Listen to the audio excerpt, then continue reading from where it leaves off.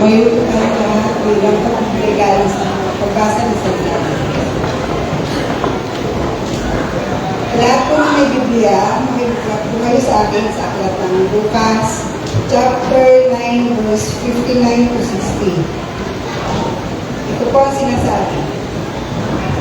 At sinabi naman niya sa isa, "Sumunod ka sa akin." Ngunit sumagot ito, "Panginoon, hayaan lang po muna ninyo may panibig ko ang aking ama."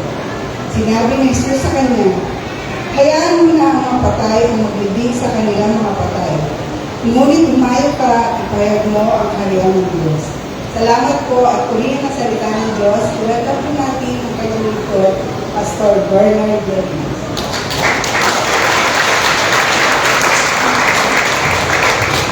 Palakpakan natin si Lord. Hallelujah!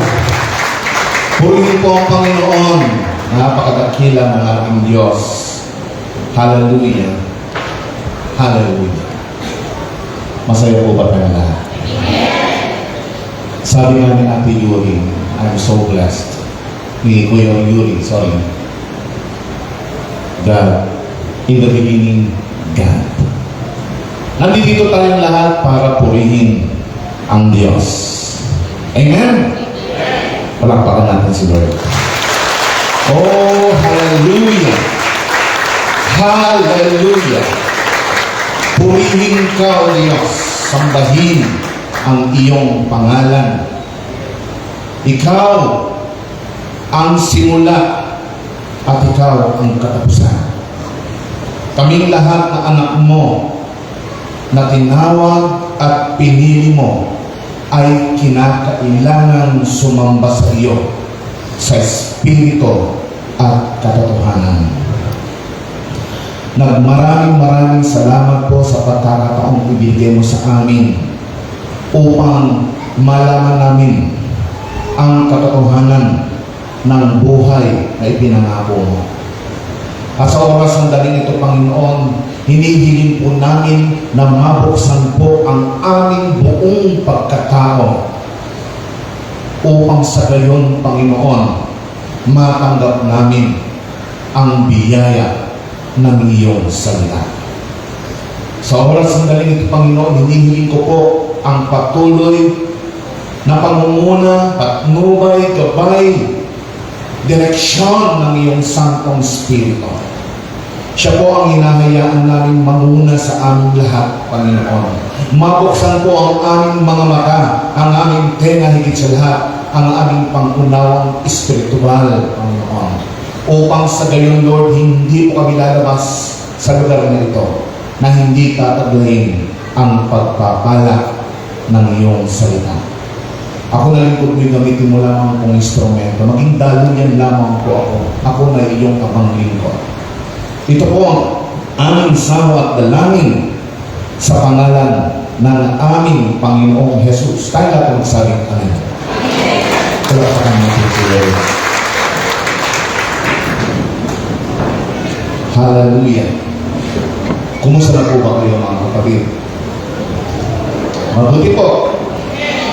Purihin ang Diyos. Sabi nga ni Kuya Yuri, no? Yan naman po talaga ang dapat.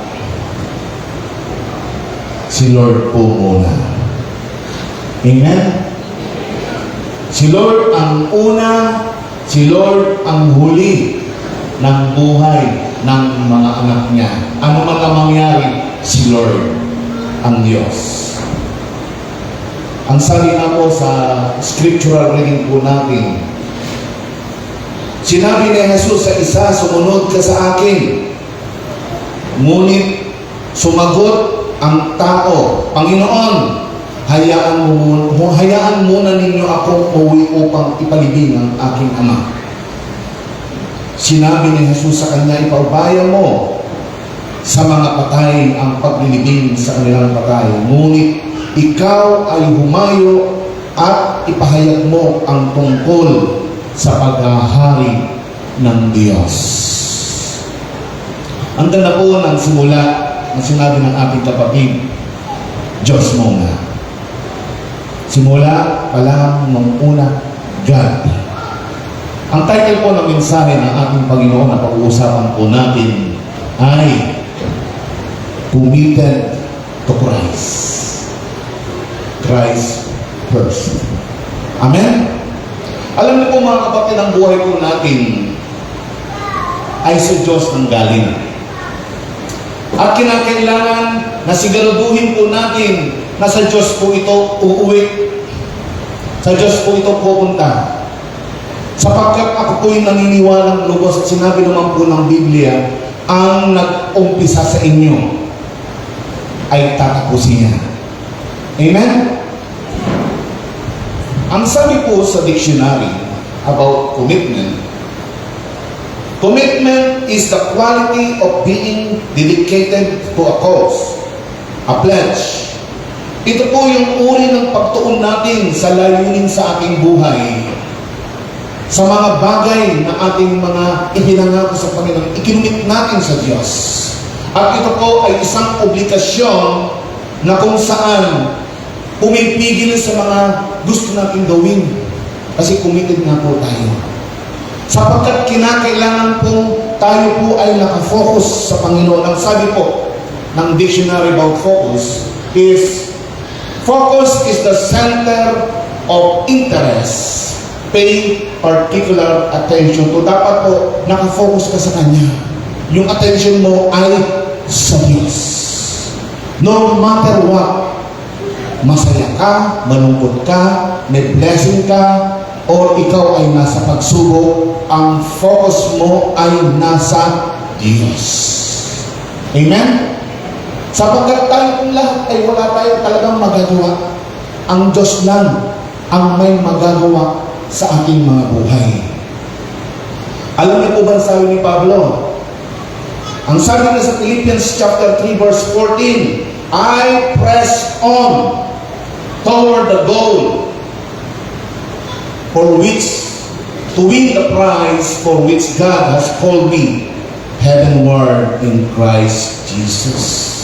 Ang sabi niya, ako ay nagpupumilit, ako ay nagpapatuloy sa hangganan tungo sa gantimpala ng pagkakatawag ng Diyos sa akin kay Kristo Jesus papuntang langit.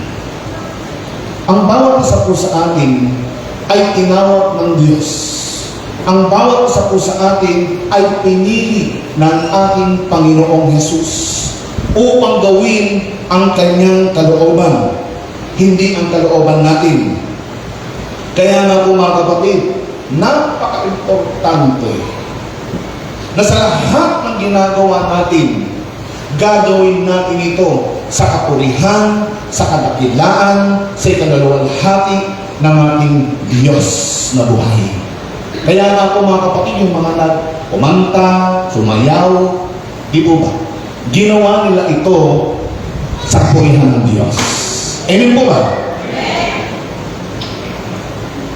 Ang sabi po dito, sa buhay ng bawat Kristiyano ay naroroon si Kristo. Amen po ba? Sa buhay ng iba, si Kristo yung nakikita. Amen po ba? Totoo po yun. Kapag ikaw ay anak ng Diyos, dapat ang nakikita at si Kristo ang nakikita sa buhay mo. At dapat ang Panginoon ang siyang napapapurihan sa buhay mo.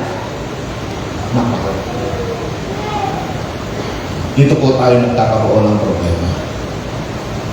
Ang sabi po dito, subalit sa buhay lamang ng ilan, si Kristo ang tunay na nangunguna. Kristiyano tayo, nasa atin si Kristo, nakikita sa atin si Kristo. Ang tanong, sa buhay po ba ninyo, si Kristo po ba ang nangunguna? Amen po ba? Alam niyo po mga kapatid, napaka-importante ng mensahe ito, kaya po mga kapatid, samahan niyo po ako. Ang sabi ng Panginoon sa Lucas 9:61, At ang iba naman sinabi, susunod ako sa iyo, Panginoon. Datapwat pabayaan mo ako magpaalam muna sa kasambahay ko. Yung kanina, ililibing. Ngayon, magpapaalam. At ang sabi sa verse 62, datapwat sinabi sa kanya ni Jesus, walang taong pagkahawak sa araro at lumilingon sa likod ang karapat-dapat sa kaharian ng Diyos. Kaya nga dapat nakafocus ka kay Jesus Christ. Di po ba? Sino po sa inyo ang naka-experience magbukid? Wala dito. Meron din, ano? Sa amin po sa Pampanga, pag sinabi mo, sino po nakaranas dito magtrabaho sa bukid, makikita mo po ang daming kamay na tumataas. Kasi po sa amin, halos magbubukid ang mga tao. Noong araw, ang ginagamit po nila ay araro. Amen? Pero ngayon po iba na makina na ang ginagamit nila sa pagsasaka. Noon po, ang intention ng pag-aararo ay para po bungkalin ang lupa at para diretso yung kanilang binubungkal. Di po ba? Para pag tinanim po nila yung palay, yung bini, ay diretso. Hindi po ligo-ligo. Di ba? Ngayon, kapag ikaw po may hawak ng araro, at kapag tumingin ka po sa likod, may tendency po yung ararong hawak mo ay balubalotot. Kaya nga po ang sabi ng Panginoong Yesus, walang taong paghawak sa araro at lumilingon sa likod ay karapat-dapat sa kaharian ng Diyos. Ganyan po sa ating pananampalataya. Kinakailangan na kapag tayo po ay committed na sa Panginoon, kinakailangan ang tinitignan natin ay si Jesus. Hindi po ang ating sarili. Hindi po yung gusto natin, kung hindi yung gusto ng ating Panginoong Jesus. Obeying the Lord is not, hindi ang pagsunod sa Panginoon, ito po hindi po katulad ng mga karera o yung mga nais natin, yung mga pangarap natin sa buhay, na kinakailangan natin gawin.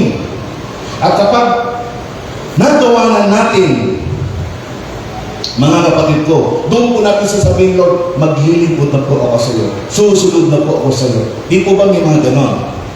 Ha? May mga taong ganon. Hindi po natin pwedeng i-reschedule ang pagsunod natin ang ating paglilingkod sa Diyos. Otherwise, susunod lang po tayo sa Panginoon kung kailan lang po natin gusto. At ang mangyayari, ang Panginoong Yesus ay nasa isang tabi at pag kailangan natin si Lord at saka natin hihilain sa buhay natin.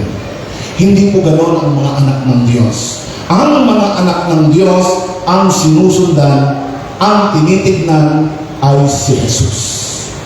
Sapagkat siya po ang ating tagapagligtas. Walang taong pagkahawak sa araro ng pananampalataya at lumilingon sa likod sa mga problema, sa mga nangyari sa buhay, sa mga negatibong nangyari sa buhay, ang karapat-dapat sa kaharian ng Diyos. Kinakailangan, the more na tayo po ay nasusubok, the more tayong tumitingin sa Panginoon.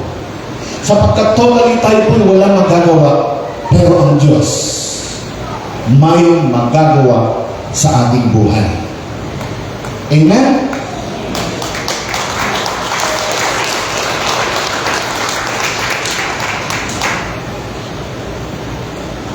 Maaaring tayo po'y maging unstable o uncertain kapag ang sarili po natin ang nasusunod, hindi po ang Panginoon. Ang ibig pong sabihin na pwede natin sabihin sa Panginoon, Lord, babalik ako sa'yo, babalik ako. I'll get back on you, Lord. Pagkatapos ko na to, ikaw naman. Hindi po. Sapagkat ang sinasabi po ng Biblia, sa John chapter 15 verse 16, ito po yung sabi, na tayo pong lahat ay pinili ng Diyos. Okay. No? Ang sabi po dito, hindi tayo tinawag ng Diyos sa isang bulag na pagkakatawag. Ako, ikaw, kapatid, tayong lahat ay pinili ng Diyos. Hindi tayo ang pumili sa Panginoon. Sabihin mo po sa katabi mo, pinili ka ng Diyos. At kapag ang isang tao ay pinili ng Diyos, lagi mong iisipin, lagi mong uunawain na napaka-importante mo sa Diyos. Sapagkat we did not choose Him, He chose us to go and bear fruit. Amen?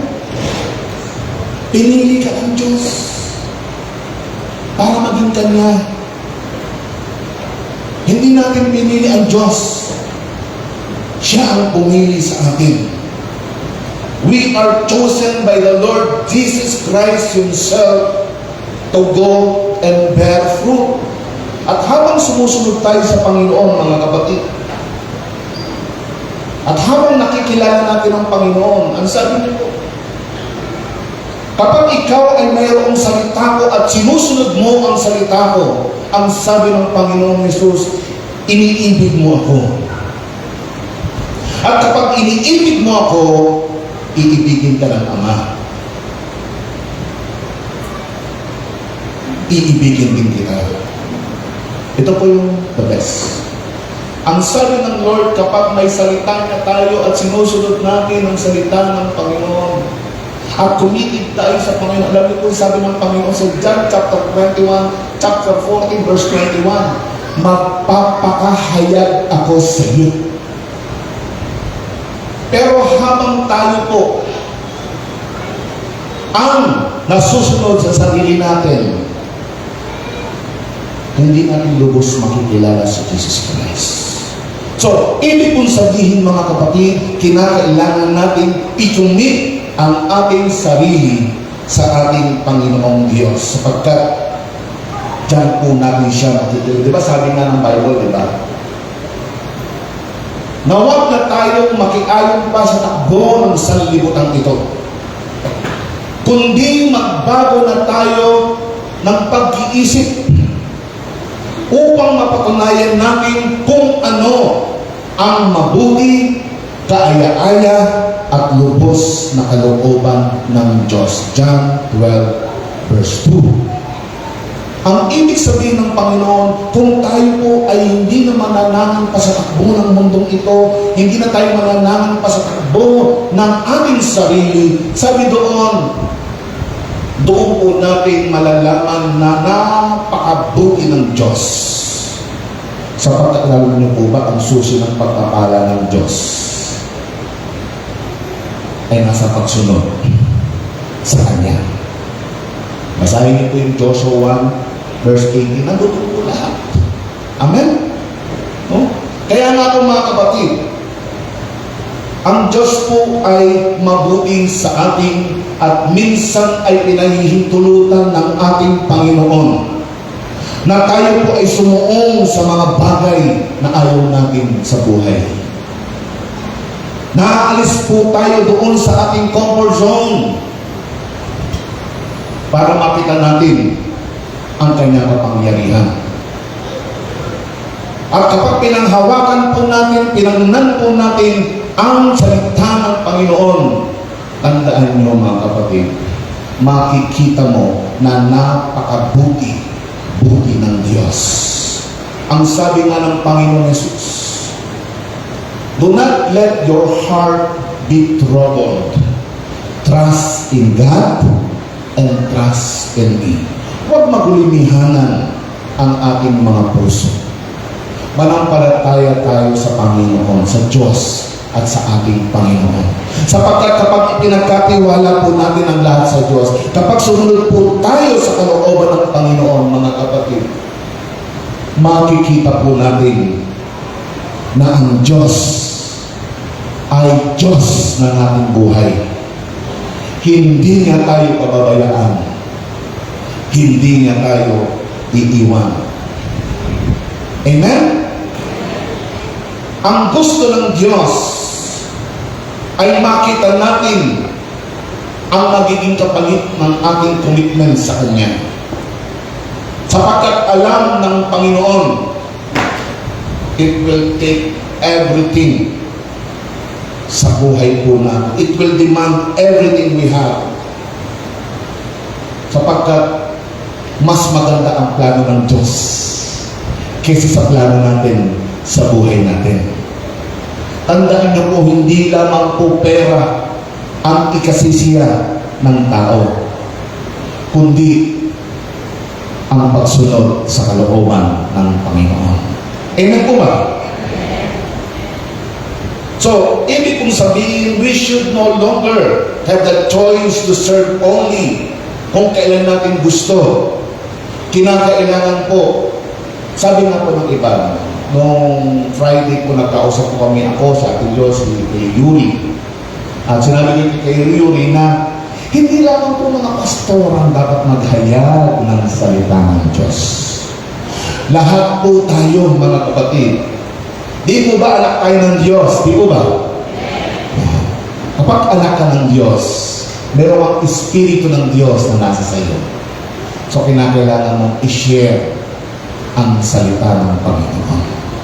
Kaya ngayon sa ating pong pambungad na teksto ng ating scriptural reading, sabi doon sa lalaki, humayo ka, ipahayag mo. Hindi po pastor yun, kundi ito po yung ordinaryong tao na nakinig ng salita ng Diyos. Pero mga kapatid,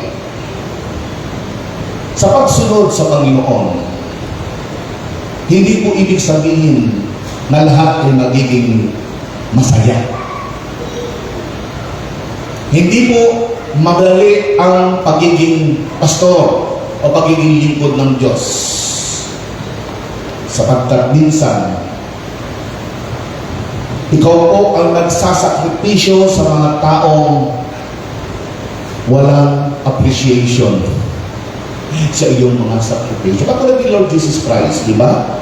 Nung ipinako siya sa krus, siya po ay hindi nirespeto. But rather, siya po ay kanilang dinastos ng gusto.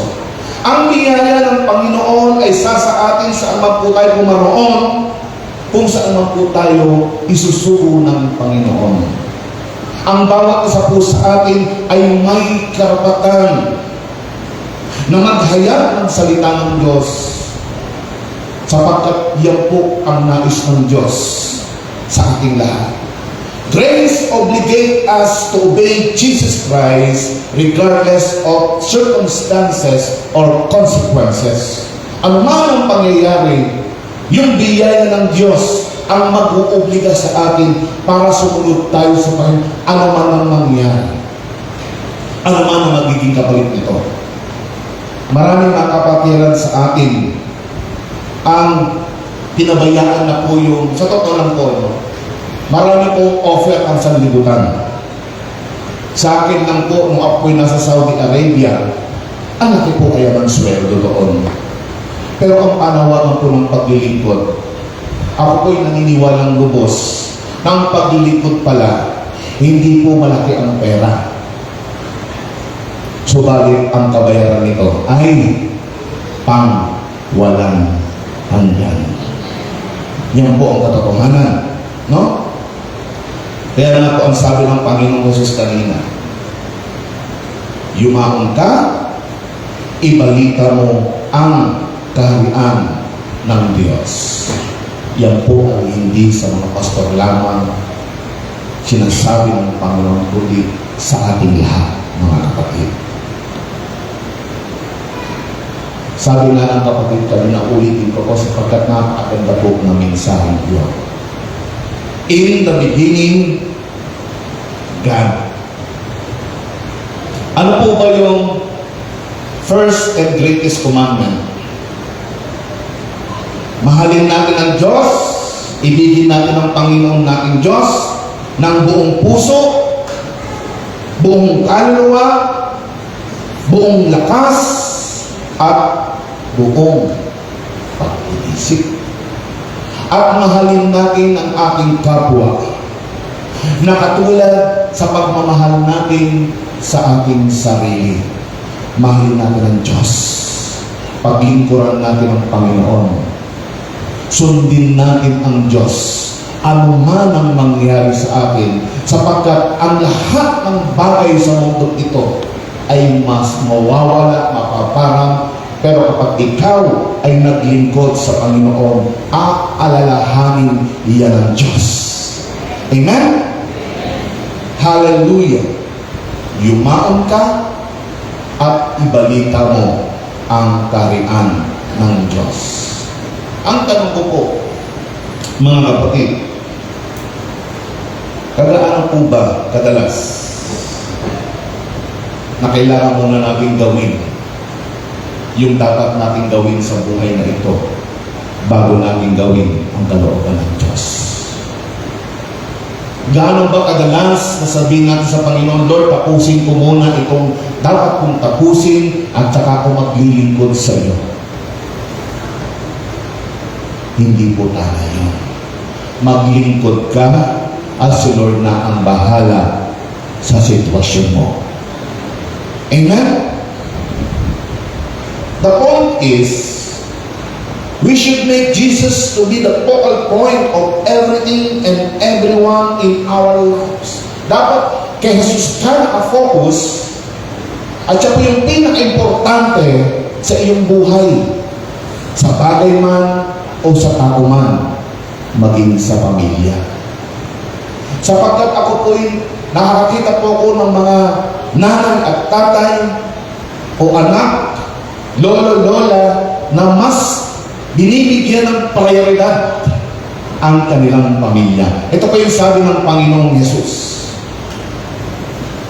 Lucas 14 verse 26, kung ang sino mang tao'y pumapalito sa akin at hindi napupuot sa kanyang sariling ama at ina at asawang babae at mga anak at mga kapatid na lalaki at mga kapatid na babae o pati ang kanyang sariling buhay man, ay hindi siya maaaring maging alagad ko. Bakit gano'n? Dapat, di ba, natin ang pamilya natin? Alam niyo mga kapatid, huwag po tayong mawala, no? Huwag po tayong mamali sa pagkaunawa sa verse na ito. Sapagkat ang gusto ng Diyos, ang mensahe ng Panginoong Jesus sa verse na iyan ay yung ating loyalty sa Kanya. The first and greatest commandment ay mahalin muna natin siya bago ang iba. Sapagkat in the beginning, God. Siya po dapat muna ang dapat nating mahalin. At ang sabi po sa verse 27, sino mang hindi nagdadala ng kanyang sariling krus at sumusunod sa akin ay hindi maaaring maging alagad ko. Sapagkat ang paglilingkod sa Panginoon, marami po mga kapatiran tayo. Katulad po namin mga pastor, iniiwanan po namin ang aming pamilya upang humayo. Di po ba? At sa paghayo namin iyon, kung kami po ay nakaakat sa aming pamilya, hindi po natin magagawang humayo para mangharal ng salita ng Diyos sa ibang lugar. Sapagkat ang nais ng Panginoon, siya po yung ating unahin, siya po yung ating i-priority, sapagkat yan po ang gusto ng Diyos. Ang salitang poot ay ginamit bilang pagbibigay diin ng ating Panginoong Yesus na dapat maging ganap ang ating loyalty sa Kanya. Siya po ang dapat maging prioridad sa ating buhay. Ito po ay isang utos upang magbigay po tayo ng prioridad sa ating Panginoong Diyos. Hindi po ito nangangahulugan mga kapatid na iiwanan po natin ang ating pamilya. Sapagkat sabi po ng Bible, di ba? Ang sino mang hindi kumakalinga sa kanyang mga kamag-anak, lalo na sa kasambahay, ay higit pa sa walang pananampalataya. Di po ba?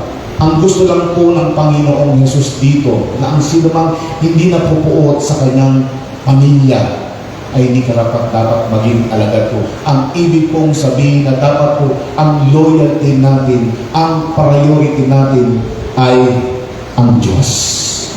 Kaya sabi ko po nga sa sister wife ko, pangalawa ka lang sa akin. Amen? Payag mo siya.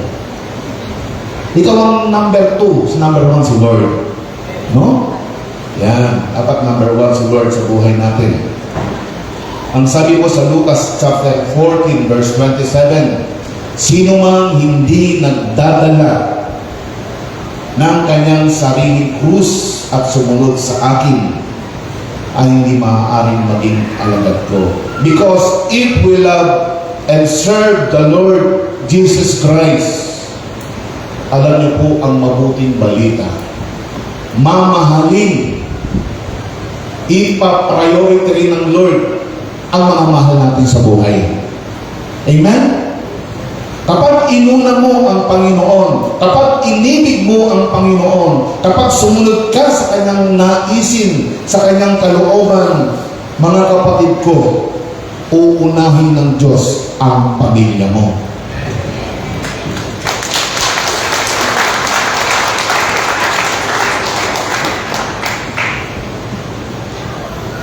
At yan po ang dapat nating sundin at gawin. Noong pong time na si Pedro, pinagkalulo niya ang Panginoong Jesus. Ilang beses na pinagkalulo? 3 beses. And then nung siya po ay nagpapainit doon sa apoy at tumilaok yung manok,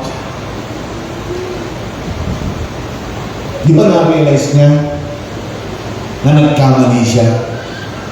Ayun po ba? Nagkamali siya sapagkat ipagkalulo niya ang Panginoon. Ang tanong ko po, ano ang ginawa ni Pedro? Sinunod niya ba ang sarili niya? Nakatulad ni Judas Iscariote, di ba? Nung nagkasala sa Panginoon, ang ginawa niya, nagbigti. Si Pedro po ba, ginawa niya ba ang gusto niya o yung gusto ng Panginoon? Di ba ginawa niya? Sinunod niya ang Lord? Kasi kahit po siya ay nagkasala sa Panginoon, nagpatuloy po siya. Kaya nga po, meron po tayong 1 and 2 Peter, di ba? At tayo po ay nasa Bible po, ang pangalan, di ba? Araw-araw mga kapatid ko, ganyan din po ang nararanasan natin. Sino ba ang pipiliin natin? Si Jesus ba o ang sarili natin? Yung po bang commitment natin sa Panginoon o yung pangangailangan natin? Tandaan niyo po, kapag yung commitment mo sa Panginoon ay naging seryoso ka, yung pangangailangan mo ay ibibigay ng Diyos. Seek first the kingdom of God and His righteousness, and all those things shall be added unto you. The Lord will going to give the desires of your heart. Amen po ba? Hindi mo mahirap kausapin ang Diyos. Ang Diyos natin ay mabuti. At tininugo ng Panginoon ang panalangin ng mga taong sumusunod sa Kanya. Kaya lang, may proseso. Kinakailangan natin magtiis. We need to persevere. We have to go through all the process. But at the end of that, the Lord is there to give you the blessings. Ibibigay ng Panginoon sa iyo ang pagpapala na nais ng Diyos. Jesus has the right and authority to demand such loyalty sa atin. May karapatan ang Panginoong Jesus. Why? sapagkat ibinigay niya ang kanyang sarili para tayo'y maligtas. Sabi ko po kanina, hindi tayo ang pumili sa Kanya. Pinili niya tayo. O bakit tayo nakaupo dyan? Bakit tayo pumupunta sa every Sunday, every Bible study, every prayer meeting? Bakit po tayo sumasamba? Sapagkat binigyan po tayo ng Diyos ng pribilehiyo. Pinili niya tayo para gawin natin sambahin ng Diyos. Yan ang katotohanan, mga kapatid. Meron po bang pinagagawa sa Lord sa atin? Until now, di pa natin ginagawa. Abay, mag-isip-isip po tayo, mga kapatid. The Lord is calling us para gawin natin ang dapat natin gawin. Ang sabi ng Panginoon, ulitin ko po, sino ang hindi nagdadala ng kanyang sariling krus at sumusunod sa akin ay hindi po pwedeng maging alagad ko. Tayo pong lahat ay alagad ng Panginoon. Isa lang po ang susi. Ano po yun? Sumunod sa Kanya. Binigyan ng Panginoon ang tao ng bukas at hayag at imbitasyon. Ang sabi, sino man sumunod sa Kanya ay pagpapalain niya. Para sa isang matinding commitment sa Panginoon, ibig sabihin, kinakailangan natin pasanin araw-araw ang ating krus. Yung mga bagay na pinagagawa sa atin ng Diyos. Mga kapatid, kaya po tayo nandito. Kaya po tayo nakaupo sa mga upuan iyan. Mayroon kang gustong ipagawa sa iyo ang Panginoon. Maaaring hindi ko po kayang gawin yan. Maaaring ikaw lamang po ang makakagawa niyan. Amen? Kung ang sino mang umibig sa akin, kinakailangan pasanin niya ang kanyang krus. Ibig sabihin, mga kapatid, kinakailangan natin isuko sa Panginoon ng lahat ng gusto niya. Yung gusto natin, isusuko po natin sa Panginoon. Sabi nga po kanina, ibigin natin siya ng buong puso, buong kaluluwa, buong lakas, at buong pag-iisip. Number 1, si God. Number 2, ang pamilya natin. Number 3, ang pamilya ng Diyos. Number 4, ulit sarili natin. Amen po ba? Sinong number 1? Si Lord. No? Yan po ang katotohanan. Alam niyo po, isa pa po. Hindi lamang po tagasunod ang hinahanap ng Diyos. Naghahanap din po ang Panginoon ng tunay na mananamba sa Kanya. Na kinakailangan sasambahin ng Diyos sa Espiritu at katotohanan at handang sumunod sa Kanyang mga utos upang pagpalain niya. Alam niyo po, mga kapatid, isa lang po ang layunin ng Diyos. Gusto niya sundin natin siya para pagpalain na tayo. Yung po ang susi ng tunay na pagpapala ang pagsunod sa Panginoon. At tatandaan niyo po ba yung nagpakain ng Panginoon ng 5,000 lalaki? Pwera ang bata, pwera ang matatanda. Di po ba pinakain sila sa pamamagitan lamang po ng 5 tinapay at 2 isda? Di po ba? Noong nag-praise the Lord, nakakain ang 5,000. More than 5,000. And then, ang Panginoong Yesus ay pumunta na sa kabilang ibayo. Yung iba nagsisururan sa Panginoon, nagbangkadin sila. Pero iba po ang intensyon ng mga tao ito. Ang sabi po ng Panginoon, dito pa sa John chapter 6 verse 26, sinagot, nung pagdating po kasi nila, o Panginoon, sa kagaling, no? Hinahanap ka namin. Pero tapos sabi ng Panginoon sa kanila, sinagot sila ni Jesus at sinabi, katotohanan sinasabi ko sa inyo, ako'y inyong hinahanap, hindi dahil sa inyong mga nakakitang mga tanda, kundi dahil sa kayo nagsikain ng tinapay at kayo'y nanabusog. Iba po ang intensyon ng mga tao ito. At dahil si Jesus ay Diyos, nakita ng Panginoon ang kanilang mga puso. Si Jesus po ba ay Diyos? Kita ng Panginoon ang intensyon natin lahat. Amen po ba? No? Yan po yun. No? Kaya nga po mga kapatid, ang commitment sa Panginoon doesn't guarantee a promise that everything will be okay and perfect sa ating buhay. May mga bagay po na kinakailangan nating gawin at sundin sa pamamagitan po ng tamang layunin sa ating mga buhay. Some side is look like life of contentment, and the other side meron pong challenges at minsan persecution. Lahat po ng mga anak ng Diyos dumadaan po dyan. And yet, kapag isinurrender po natin sa Panginoon ang lahat-lahat, tandaan niyo po, tayo po ay aani ng sagana. Sapagkat ang sabi po ni Apostol Pablo, napatunayan ko na ang pagtitiis sa panahong ito. Sino po bang may tiisin dito? Taas ang kamay. Taas ang kamay ng lahat na may mga tiisin, mga kapatid. Taas niyo, huwag kayong mahiya, mga kapatid.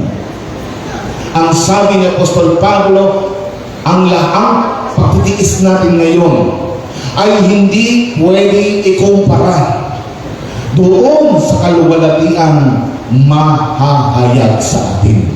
Palapakan po natin ang Panginoon. Hallelujah. Glory to God. Kaya nga po, anything that costs nothing, achieves nothing. Dadaan po talaga tayo sa prosesong yan. Iba-iba ang level, pero tandaan niyo po, may Diyos po tayo. May Panginoon po tayo. Sa dulo ng paghihirap na ito, nandoon ang Panginoon na kaabang sa atin. Kaya mapalagang taong nagtiis, yun po ang maliligtas. Amen? Magsigawa po tayo sa pagkain hindi napapanis, kundi doon po sa tumatagal sa buhay na walang hanggan.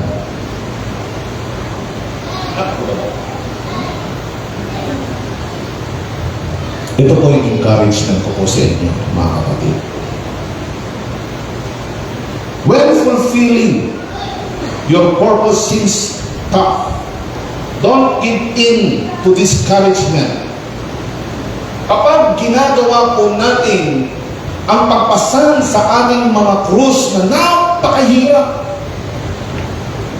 na halos hindi na po natin kayang tiisin, sabi dyan, tandaan niyo po, may reward ka.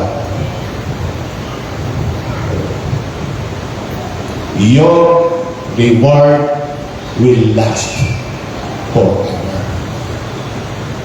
Mahal na mahal tayo ng Diyos.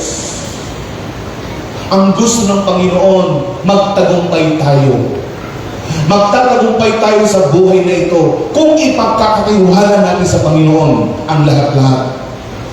Kung tayo po ay laging nakatingin sa Panginoon, ano man ang mangyari, yes, nagkakasala at nagkakamali tayo in every step we have na ginagawa natin sa buhay na ito.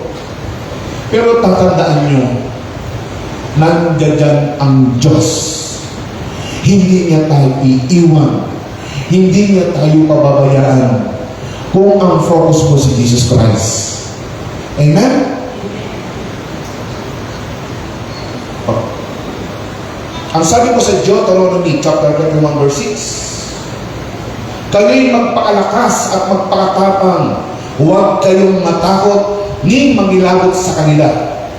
Sapagkat ang Panginoon mong Diyos ay siyang lumayaong kasama mo, hindi ka niya iiwan, hindi ka niya pababayaan. Ang sabi po diyan, kapag committed ka sa Panginoon, kilala ka ng Diyos, alam ng Diyos ang laman ng puso mo, and the Lord is delighted in your life, He will give the desires of our heart. Mga kapatid, ang sabi dyan, anuman ang mangyari, kasama mo ang Diyos. Kahit mahirap ang pinagdadaanan natin, pero ang sabi ng Panginoon, hindi kita iiwan, hindi kita pababayaan. Yan ang pangako ng Diyos sa mga anak niya na nagmamahal sa Kanya, na sumusunod sa Kanya. Amen? Why? Ang sabi po diyan, when God ordained His strength. Diba? You did not choose Jesus. Jesus chose you and ordained you to go and bear fruit, fruit that will last. Kaya nga po, kapag ikaw ay pinili ng Diyos, tandaan niyo po, from A to Z, hindi ka niya pababayaan. Ipagtatanggol ka ng Diyos.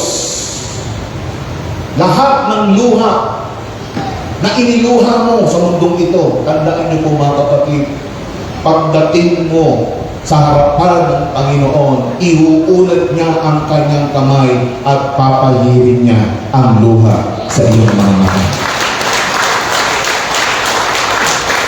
Ano po ang ating Panginoon? Hallelujah! Napakabuti, buti ng Diyos. Ang sabi ko sa Hebreo, therefore, since we are surrounded by such a great cloud of witnesses, let us throw off everything that hinders the sin that so easily entangles, and let us run with perseverance the race marked for us. Yamang tayo po ay maraming saksi sa ating paligid. Itabi natin walang liwag ang bawat pasan. At ang pagkakasalang pumipigil sa atin at takbuhin natin may pagtitiis ang takbuhin nasa harapan natin. Alam mo kapatid, alam niyo po mga kapatid, sabi nga po kanina, kasama natin ang Diyos. Hindi niya tayo mababayaan. At ang sabi po sa verse 2, let us fix our eyes on Jesus, the author and perfecter of our faith, who for the joy set before him endured the cross, scorning its shame, and sat down at the right hand side of the throne of God. Ang sabi diyan, ituon natin ang ating paningin kay Kristo. Kahit mahirap, kahit bugbog, sarado na tayo, yes. Pero tandaan niyo po, nangyari po yan kay Jesus Christ. Ang sabi po diyan, siya po yung nagpasimula, siya po yung magtatapos ng ating pananampalataya. At dahil po sa kanyang pagtitiis, tiniis niya ang proseso ng papuntang krus ng Kalbaryo. Ano nangyari sa kanya? Siya ngayon po ay nakaupo. Saan? Sa kanan ng luklukan ng Diyos, sapagkat napagtagumpayan niya ang sanlibutan ito. At yan din po ang gusto ng Diyos sa ating lahat, mga kapatid. Mahal na mahal tayo ng Panginoon. Amen po ba? Now, bilang mga anak ng Diyos, bilang mga committed sa Panginoong Jesus. Committed po ba tayo sa Panginoon? Ayun na. Committed po ba tayo sa Panginoon? Isa pa, committed po ba tayo sa Panginoon? Palakpakan natin si Lord. Hallelujah! Hallelujah! Meron po akong gustong sabay-sabay natin basahin. Ito po yung, sa akin po, ito po yung declaration of faith. Sabay-sabay po natin basahin ang Galatians 2 verse 20. Ready? 1, 2, 3.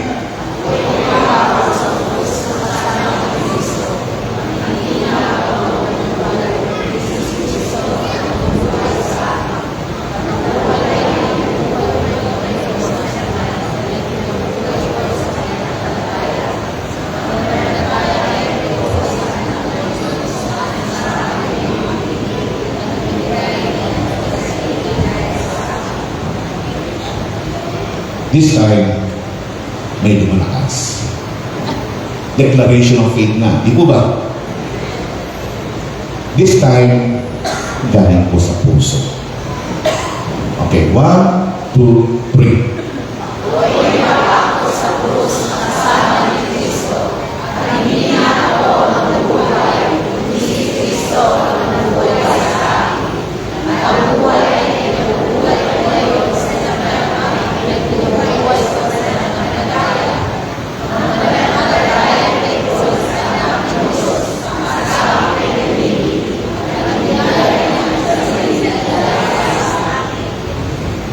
Amen.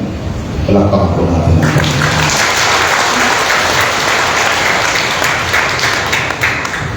May assignment po kayo sa akin. Bago po ako bumaga. Memory niyo po ang verse na yan. I-memorya po ninyo ang verse na yan. Bakit? Sapagkat kapag kayo magkakaroon ng desisyon, kapag kayo ay nasa pagsubok, sabihin niyo po yan. Yan ang deklarasyon ng inyong pananampalataya. Alam niyo po mga kapatid, alam niyo pong nangyari sa akin, biniyak ko, dibdib ko, iyan po yung aking deklarasyon. Amen? Kaya ako po ay buhay. Wala pa naman siya. Hallelujah.